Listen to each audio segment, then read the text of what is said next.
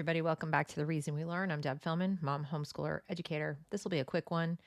I just wanted to amplify something a person I follow on Instagram has written because I think it's such fantastic advice. It's such a great analogy too that they use here. Okay, some of you have asked me, mostly privately, what do we do? What do we tell our kids, and what do we do personally when we're being bullied or told that we are racist, or the Kafka trap I've described in my videos. Now, this person is calling it cancel culture, and cancel culture refers to the process of canceling you, trying to get you fired, trying to get you punished, or trying to get your child punished in school or something for their alleged views or their refusal to bend the knee or whatever it might be. And I know that many of you parents are concerned about, and even teachers, standing up for yourself or for your child against a school pushing critical race theory because you're afraid of backlash or what we might call cancellation, either in your social circle, or that your boss will find out and fire you, or that you will, if you're a teacher, that you'll literally be fired or put on probation or outed as some kind of terrible person.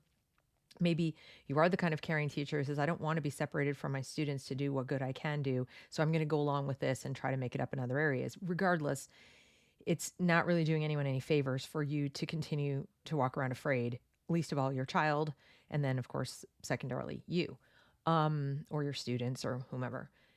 And so you might be wondering, well, what do I do? I mean, how do I combat this? What's my alternative? If I do stand up for myself, I could get canceled. If I don't, I have to suffer, and that causes mental anguish, and ultimately it causes long-term damage. If you're talking about children, well, even adults, to be honest, it can cause you some long-term damage. You become kind of codependent on your abuser, constantly trying to anticipate what will offend them or offend someone like them, and you just stop speaking. You stop being honest, and your behavior is altered even without you knowing it. So, here's the advice. Are you an entrepreneur, social media influencer, public figure, student, or anyone who fears being bullied by the woke mob to make statements fitting certain political agendas under the threat of cancellation? In this case, student under the threat of getting a poor grade, being suspended, getting a call home to your parents. If you're a parent, being ostracized in your school, in your social circle, kicked off the PTA, fired from your job. It it covers all the above. Any backlash you fear counts as cancellation, if you're afraid of that, okay? Here's how to stand up to the bullies. When the cancel mob demands to know why you have not yet made a statement about some political issue, current event, or controversy, consider answering with the following. And by the way, for students, this applies with other students. This applies to their peers. This is what they can do and can say instead of either keeping their mouths shut or going along with it. Here are suggested statements. I am under no obligation to make my moral resume available for inspection upon demand from anyone, nor do I think this is an appropriate expectation of anyone else. So if it's teacher to student, the student can say this, or a modified version of this. I don't have to speak. I have freedom of speech. I don't have to tell you what I think or feel about anything. I understand you want me to say these things. I'm not going to say them just because you tell me I should. And that's enough. And as long as the student documents this, like makes a little note to themselves, date and time when they said this, they're pretty much covered.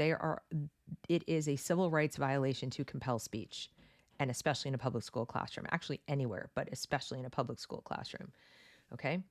So if you have to modify this verbiage for younger children, go for it. But you need to teach your kids that they are not obligated to anyone, even if it's an adult. The same way you teach your child about stranger danger, that they're not obligated to be polite to an adult they don't know. They're not obligated to answer questions of an adult they don't know, etc. Same thing. The teacher is someone they don't know. They could have spent all year with that person. They don't really know this person. They're not family. They're a teacher. They're a stranger. They're not obligated in any way, shape, or form. And any suggestion otherwise, it would be no different than saying, hug your uncle, hug your uncle, hug your uncle, and forcing them to have any kind of physical contact. Forcing your child to have emotional or psychological interaction with someone to please that person is a form of abuse and a violation of their boundaries. I believe it is wrong when cops presume with no probable cause that a person of color is up to no good, unless they prove otherwise with paperwork to show they really own the car they're in, by giving a valid excuse for being where they are, or by changing their choice of clothes to look a certain way. This is where you use their arguments right back at them to call out their hypocrisy. So they're saying, why haven't you said this or that? And you say, well, here's what I think is wrong. Violations of due process are wrong. Okay. And what are they going to say? They're not going to disagree with that. Similarly, so you follow on with this, I believe it is also wrong for anyone to presume someone is guilty of being racist, sexist, or bigoted by default unless they prove upfront paperwork, valid excuses, or gestures of appeasement to prove otherwise. The anti-racist creed is if you deny it, you're guilty. Imagine the driver in a car, a black male, for example, who's driving along, and the officer says, you're high. Prove to me that you're not. They're under no obligation to do that. They're under absolutely no obligation to do that. You don't need to prove that you're not anything. And if the cop were then to say, oh, the fact that you won't comply means you're guilty, we would all recognize that as a violation of that person's civil rights. It is no different when it's speech. It is no different in the classroom where somebody is telling you, if you're a teacher or a student, the fact that you won't confess to this means you're guilty. It's identical. It's identical. So it's not only abuse, psychological and emotional abuse, it is illegal. We need to start calling it what it is. It's illegal. People paid by tax dollars, especially, have absolutely no legal right to do this to you. They are guilty of a civil rights violation, and it should be treated as such. But if you want to give them a benefit of the doubt that they're just parroting what they've been told, you can tell your student, your child, to say this. Now, you might be saying, well, this language is too far over my elementary school child's head. Understood. Agreed. You're going to need to simplify this for them. I'm just getting these messages across. You can talk to them in language that they will understand. But the point is the same. Okay, let's go back to this. Get to the right page. Similarly, okay. Unless you have probable cause to believe anyone of any color, because this is coming mostly at white people, is guilty of something, nobody has the right to demand that that person provide upfront proof to prove otherwise. I believe this should apply both in a court of law and in the court of public opinion and in the court of the classroom and in the court of the boardroom and in the court of the HR department. Whatever it is, it doesn't matter. Equality under the law comes first. They can preach equity at you all day long, but as I pointed out in my last video or 2 videos ago, you cannot have equity and equality under the law or equal opportunity at the same time. You can't. It's like saying I'm going to be sopping wet and bone dry at the same time. Can't do it. So the law is on your side here. The law is for equal opportunity, equal access, Civil Rights Act of 1964, et cetera. The law is on your side. Nothing anyone tries to tell you differently as far as you're going to be fired, you're going to be reprimanded, you're going to be suspended, we're going to keep your diploma from you or your child, et cetera. They have no standing to do that. They have no argument to do that. You could press a lawsuit and you likely would win. I'm no lawyer, but there is a mother filing a lawsuit. She's actually engaged in a lawsuit right now with her son's charter school for pretending that the law doesn't protect him from this sort of abuse. And I would predict, I hope I'm correct, that she's going to win. I hope it sets a precedent for all of us, but it would have to go higher than her district court to get there. So if this happens to you or your child, you have recourse. So that's that. I do not make political statements on, and they say on this account, so if it's social media, if it's in a classroom, I do not make political statements. Also, this calls them out that that's what they're asking you to do. This is not about diversity training. This is not about inclusion. This is not about racial sensitivity. This is not about anything that would fall under the appropriate mission of a school, never mind a public school. It is a political statement. It is 100% illegal to compel political speech, to compel any speech, frankly, but to compel political speech, absolutely illegal. So your student or you, if you're a teacher, can say, I do not make political statements because that's not why I'm here. This is not what this account is for, but that's not why I'm here. I'm here to do a job. Okay. If you think I must change how I express myself to prove I'm not a bigot, then you must think a person of color must change their clothes to avoid police scrutiny too. That's racist, by the way. You need to call them out. and you can call them out. And if you're saying, well, no, then I'll really get in trouble. No, why? Why? Here is somebody standing there telling you you're guilty of XYZ, or you need to say this, or you will be considered guilty. You're theoretically going to get in trouble either way, right? So either you lie and you're lying to please somebody else, and that's going to prey on your conscience. That's not going to be easy. Okay. You're going to feel resentful. You're going to feel suspicious. You're going to feel uncomfortable every day you go to work or every day you go to school, or you're going to deny this, and their version of trouble is illegal. They can't do it. They can pretend they can do it, but they can't. Okay? Biden EOs aside, they can't do this. So it is racist, 100% racist. And if you disagree with that, you're the bigot. And that happens to be true. Unlike if you disagree that we think you're a racist, you're the bigot. No, it actually is true in this case. The analogy holds. Wouldn't it be great if they taught our kids and college students and teachers and so forth analogies? How to draw analogies. They do a terrible job of it now. I see them comparing everything under the sun to Hitler, which it isn't, while they turn around and try to censor speech or force speech, compel speech, make enemies lists, talk about re-education, et cetera, like deprogramming, and then unironically toss around words like, fascist. Anyway, I wanted to bring this to your attention because I know people have been asking for practical solutions. Well, what do I say? What do I tell my child to say? What do I do? Here are some ideas. Okay? The thing you cannot do is nothing.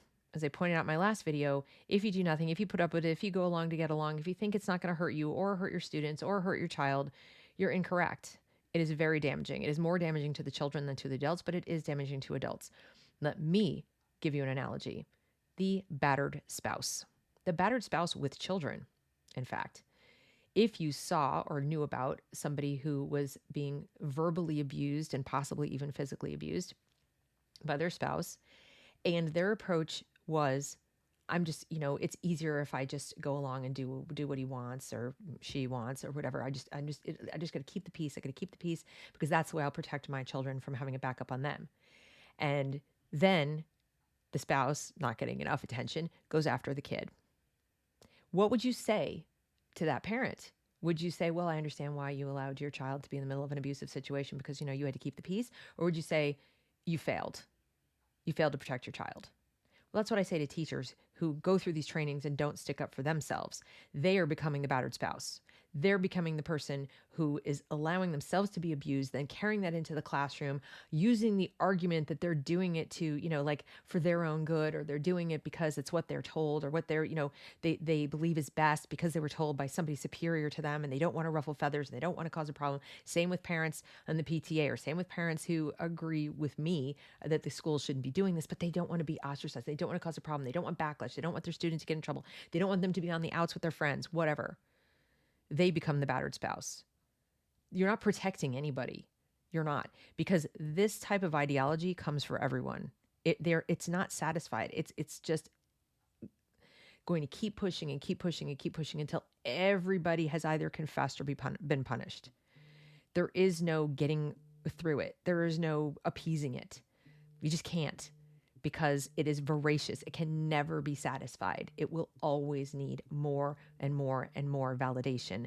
And the reason for that is this is representative of a pseudo logic, a pseudo morality. It's not grounded in anything real. They have to keep pushing to get everyone to declare that they agree openly, not just quietly sit there and take it, because if they don't, it runs the risk of it all collapsing. As soon as a large enough number of people say this is bogus, it will collapse. It will collapse. And I'm trying to hasten that with this channel. I believe that can happen. I believe it will happen if enough people wake up and realize you're under no obligation. You're under no obligation to make any statements whatsoever in the United States of America.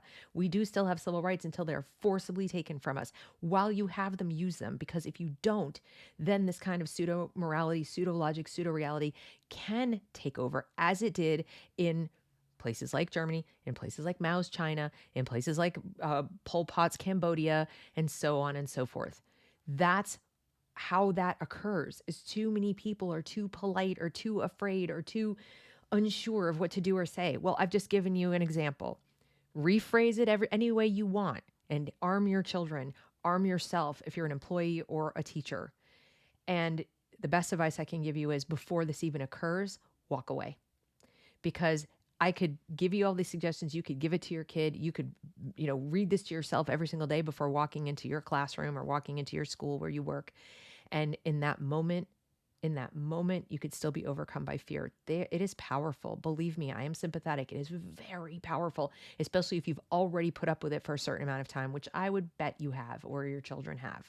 So your better bet, honestly, is to get away from this, just as you would tell the battered spouse. You can push back against your batterer. You can tell them to stop battering you. You can do all kinds of things, but isn't it better to just leave? To just walk away and go no contact from this kind of abuse? That is the better way. Denying them an audience, denying them even the opportunity to attempt to brainwash you is the better way. But if for whatever reason you're not able to do that right now, this is second best. It's a distant second, but I still wanted you to have it. So that's the video for today. If you like this sort of content, I hope you will subscribe to this channel, like this video, comment on this video, share this video. That's the video.